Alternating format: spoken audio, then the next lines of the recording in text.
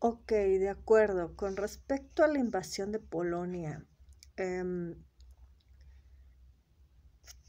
Hitler empieza a invadir no al inicio de de la Segunda Guerra Mundial, perdón, en 1939, sino incluso antes de convertirse en Führer. Em, por eso para algunos historiadores, en 1933, que es cuando Hitler se convierte en Führer, es cuando empieza la Segunda Guerra Mundial.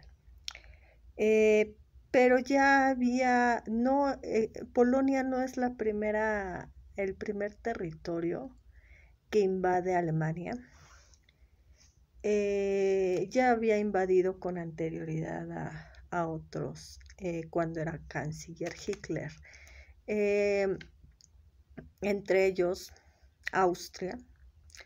Austria es lo que quedó, por así decirlo, lo poco que quedó del Imperio Austrohúngaro, si así se puede ver, porque en realidad el Imperio Austrohúngaro desaparece al término de la Primera Guerra Mundial. Y la invasión que tiene Alemania hacia Austria es como un acuerdo, porque Alemania convence, por así decirlo, a Austria. Primeramente recordemos que en la Primera Guerra Mundial las alianzas que existen en, por ejemplo, potencias centrales es justamente el Imperio Austrohúngaro y Prusia, es decir, lo que se conoce como Alemania. Y esta alianza es muy significativa para este acuerdo de dejarse invadir Austria por Alemania. Por otro lado, Alemania convence a Austria de esta idea que Hitler retoma de Otto Bismarck, que es unificar el antiguo imperio austrohúngaro. Y Austria está de acuerdo con esto. Entonces se deja invadir como un acuerdo. Invade parte de Hungría, que también Hungría era una parte del Imperio Austrohúngaro. Y cuando llega a Polonia, a la invasión de Polonia, se topa con uno de sus rivales, que es la Unión Soviética. ¿Por qué? Pero de hecho llegan a un acuerdo. ¿Por qué llegan a este acuerdo? Porque justamente en algún momento Polonia pertenecía a una parte al Imperio Austrohúngaro y por otro lado en algún momento perteneció a la Unión Soviética. Después se independiza y se crea lo que viene siendo Polonia. Llegan a acuerdos Hitler y Stalin en repartirse, en dividirse Polonia, y lo hacen. Cuando en su invasión de Alemania se muestra que va más hacia dos objetivos principales, que es justamente la reconstrucción del antiguo imperio austrohúngaro, pero también, por otro lado,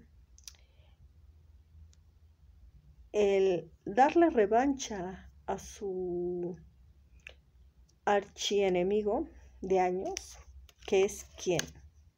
¿Alguien recuerda? Lo mencioné en la sesión pasada.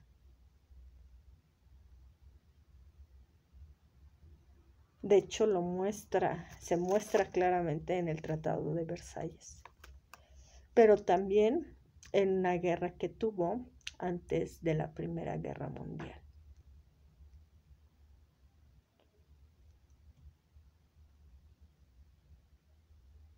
¿Quién es el enemigo principal de Alemania en ese momento. Así es, Miriam, es Francia. Francia, ¿por qué consideramos, y justamente aquí es donde se consideran los antecedentes, la guerra franco-prusiana de qué año? ¿En qué año empieza la guerra franco-prusiana?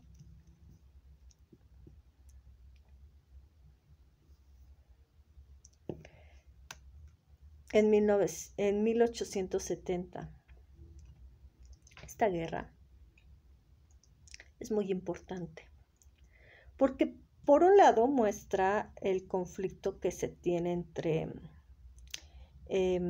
Francia y Prusia, o sea, lo que hoy conocemos como Alemania, y por otro lado está la parte de que en 1871 Prusia, o sea, Alemania, triunfa sobre Francia por primera vez.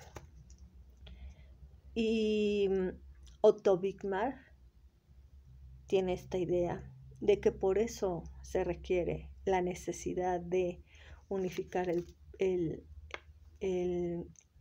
imperio austrohúngaro, porque al luchar juntos triunfan.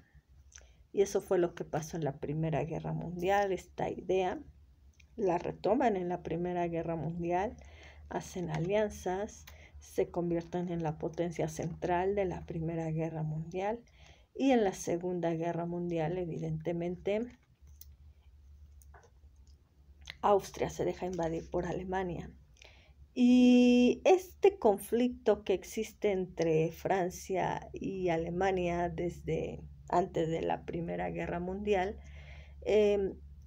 muestra también otro de los objetivos de las invasiones de Alemania en la Segunda Guerra Mundial, que es hacerle justamente declararle a la guerra revancha, darle revancha a Francia. Invade Francia, de hecho. Cuando Alemania empieza a invadir Francia, Inglaterra se empieza a preocupar porque se piensa que va a ir sobre Inglaterra, porque también otro de los países que castigó severamente a Alemania al término de la Primera Guerra Mundial fue, y justamente en el Tratado de Versalles fue, Inglaterra. Así es, Miriam.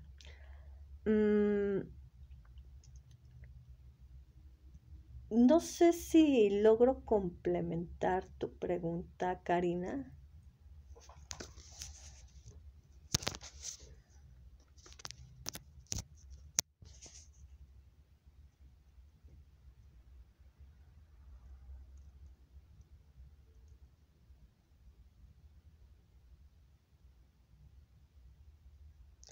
Ok. Pregunta con todo lo que se ha mencionado. ¿Qué otras instituciones, organizaciones, instancias se crean al término de la Segunda Guerra Mundial, aparte de la ONU y el Banco el Banco Mundial?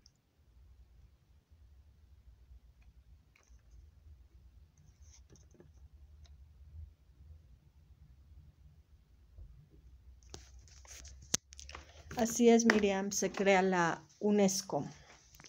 UNESCO justamente con la finalidad de que en la Revolución Industrial y en el siglo de las luces se consideraba que justamente los avances tecnocientíficos y el uso de la razón eran para mejorar la calidad de vida de las personas. Y en la Primera Guerra Mundial se cuestiona esto, ¿no es así? Se cuestiona el hecho de que pues los avances tecnocientíficos se están utilizando para una guerra. ¿Cómo puede ser eso para mejorar la calidad de vida de las personas?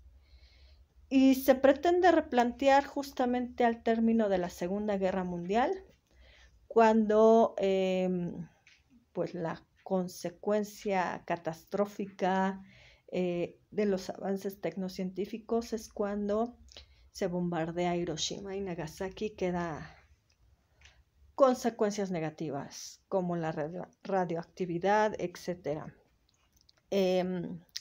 Esto provoca que se replantee esta idea, y más en la Guerra Fría.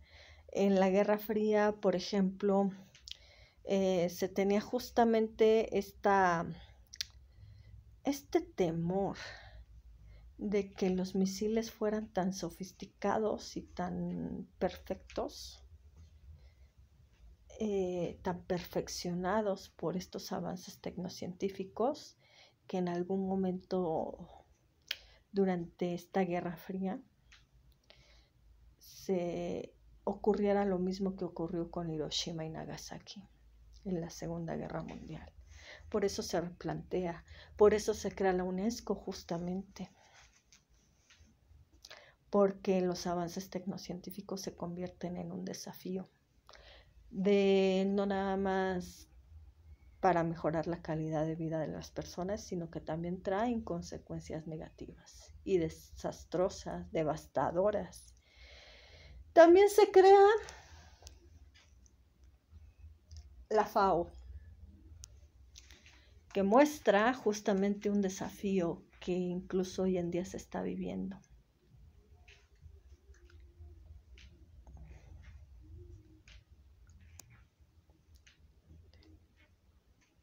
La escasez de la alimentación. La escasez alimenticia se vivió en la Primera Guerra Mundial, durante y al término de la Primera Guerra Mundial. Y obviamente se pensaba que al término de la Segunda Guerra Mundial iba también a pasar eso. ¿Por qué consideran que la escasez es un desafío? No nada más tiene que ver con la Primera y Segunda Guerra Mundial.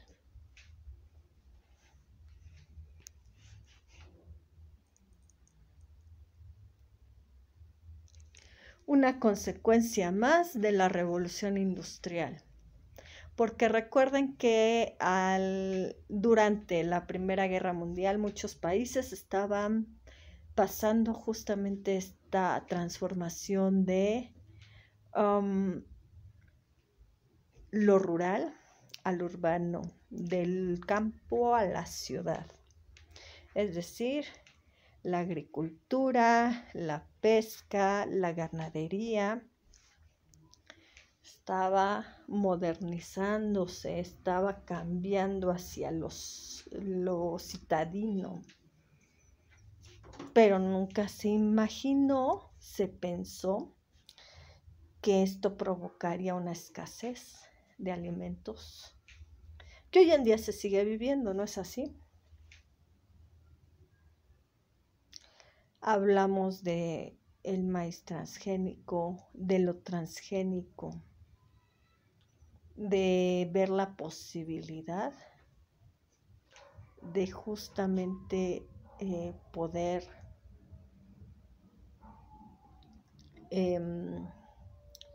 de alguna manera sustituir el alimento que antes nos daba la tierra, los animales, etc.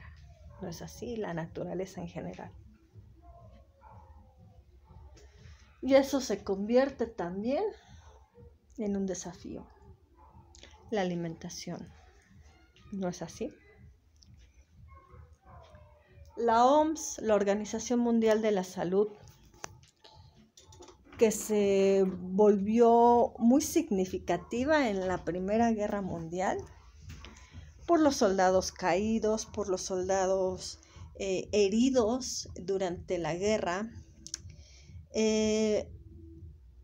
Sí, los médicos, paramédicos, etcétera, incluso recibieron en la Segunda Guerra Mundial un entrenamiento militar, pero también de medicina, para justamente atender a los soldados durante la guerra.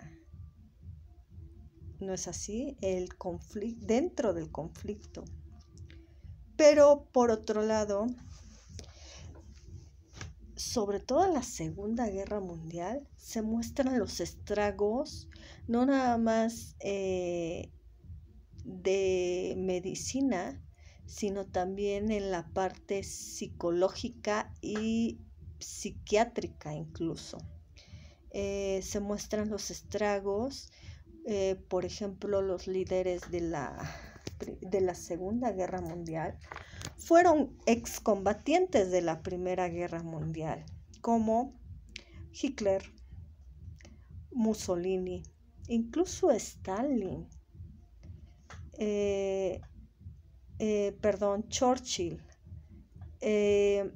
Incluso Churchill fue excombatiente de la Primera Guerra Mundial.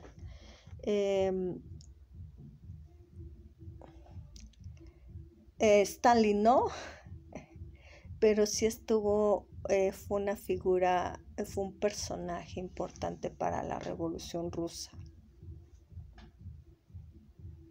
Así es, él estuvo dentro de la Revolución Rusa. Aún así, vivió una crisis, por así decirlo, un conflicto interno que se estaba presentando durante la Primera Guerra Mundial.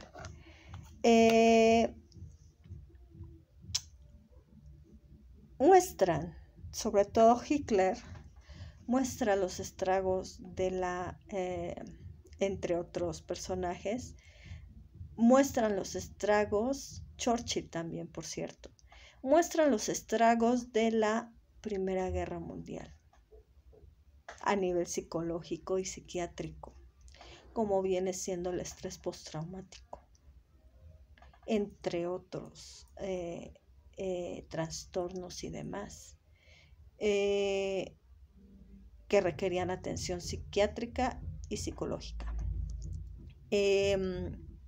Muestra esta necesidad, se muestra en la Segunda Guerra Mundial principalmente, y por eso se crea la Organización Mundial de la Salud, que no nada más tiene que ver con la parte médica, sino también psicológica y psiquiátrica.